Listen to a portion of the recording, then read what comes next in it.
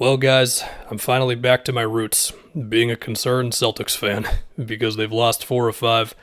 Lost to the Clippers, the Warriors, twice to the Magic. They nearly lost to the Lakers in that collapse until it became a Lakers collapse. But they just haven't looked very good recently, and the offense, which was the best offense ever or whatever throughout however many games this season, it has just been rough for a minute now. So what's going on? I think it's a combination of a few things. Number one, the threes are not going in as much. We'll get to that. Second, I think it's been interesting how teams have been guarding the Celtics through a combination of ignoring their big guys, especially when Horford's not in the game. He's also missed some games recently. It also seems like switching defenses have bothered them a little bit, as well as it does seem like the Celtics are moving slightly away from some of the things that made them so difficult to guard for long stretches this season. And what I mean by that is it does seem like there's more plays where they only run, let's say, one off-ball action instead of multiple, because of course, the big thing with their offense this year is that with the addition of Brogdon and with Rob unfortunately getting hurt, although he's been back for 2 games now, them only playing one big guy, there was more spacing, and they had Tatum and Jalen just moving off ball, more screening for the ball handler a little more often, and it just created a series of drive-in kicks, and there was so much spacing that it's like, how the hell do you guard this thing, right? They also ran more in transition. Derek White set a down screen for Jalen, and then they would have something else happening on the other side of the floor at the same time to throw multiple things at you, and there'd be like lanes for cutters and stuff. So I will talk about that, but I do want to get to just the percentage from 3. Obviously, it has been down lately. They shot 1,000,000 threes. There you go. You already knew that. But so in the last 2 games against the Magic, they've been below 30% from 3. And in the Warriors game, they shot 30%. Clippers game, 23%. And the insane shooting numbers that they had to open the season, that just wasn't going to hold up, okay? But I think the other thing, it's kind of a combination of 2 things. I think number one, I mentioned the switching defense. Like the Clippers switched a whole lot of actions against the Celtics in that game, and it's kind of froze the Celtics offense. You know, it turned into a little bit more of Brogdon or Tatum or Jalen just trying to beat their guy off the dribble. And sure, you can still generate good shots from that, but it's a lot different than this flowing offense of off-ball actions and whatever else, right? In that game, also, the Clippers kind of ignored Blake a lot of the time. In the Lakers game, which, yes, they won, but they won because Tatum and Jalen just started making a bunch of really tough shots, and the Lakers ran out of gas in overtime, but that was almost a hell of a collapse from the Celtics.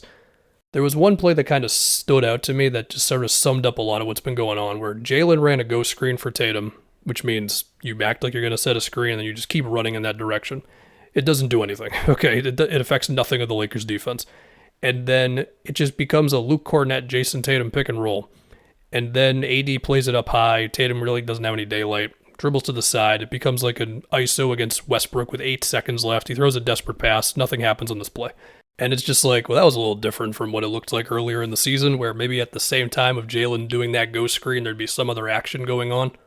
AD was also pretty scary in that game. There were moments where the Celtics were really hesitating to do anything because it was like he was in the perfect spot to where he could kind of contest the rim but also close out to a shooter, and it's like, oh my god, they can't do anything against this guy. In the 2 recent Magic losses, then I want to talk about that Warriors loss for a bit. So the Magic did some stuff where they were actually willing to throw multiple guys at dudes driving, which you'd think would just lead to you getting torched from outside. And to be fair, the Celtics did get a lot of 3-pointers off in those 2 games, but it was also like the ball handlers were kind of overwhelmed because there were so many bodies flying at them, and the Magic are a big team, and they managed to get good closeouts at the same time. And I guess I should have mentioned this too, within the Celtics having not as many things happening on offense for them, whether it's their own doing or teams being physical and switching or whatever else, it seems like teams are getting better closeouts on them. In the Warriors game, there were some possessions where Looney or JaMychal Green switched onto Tatum, which kind of froze the offense. You had possessions where, I remember I referenced this one in that Warriors video I did, where Kuminga was physical with Tatum and kind of funneled him to JaMychal Green, which led to just a vertical contest that was really good.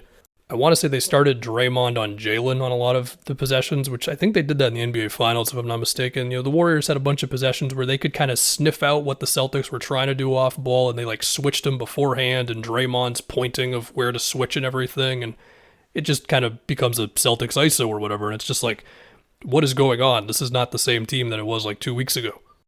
Now, with all this said, look, if the threes go in, I'm not saying any of this because you just score so many points from outside that nothing matters, but it does seem like through physical defense, switching, not really staying glued to the Celtics bigs a lot of the time, it does seem like teams are able to make him a little more uncomfortable. I also think they've been bringing two on the ball a little bit more often. The Clippers did that a couple times on Tatum.